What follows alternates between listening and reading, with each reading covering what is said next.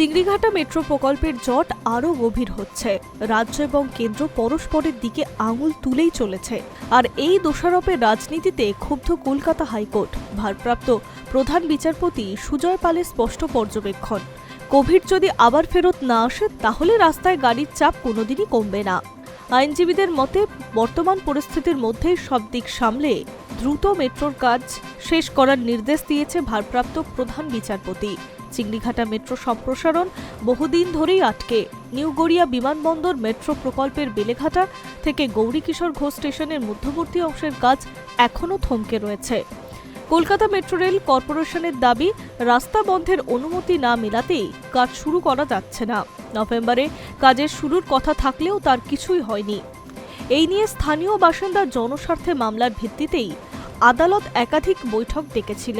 তখন রাজ্য সরকার এবং পুলিশের তরফে সহযোগিতার আশ্বাসও মিলেছিল, কিন্তু বাস্তবে প্রশাসনের অনুমতি মেলেনি বলেই দাবি আবেদনকারীর। সেই সামলাতেই হাইকোর্টের পরামর্শের জট খোলা মনে আলোচনায় বসুন, তাহলেই সমাধানের সূত্র বেরোবে। রাজ্যের তরফে আদালতের যুক্তি, সাবওয়ের কাজ না হলে সাধারণ মানুষ সমস্যায় পড়বেন।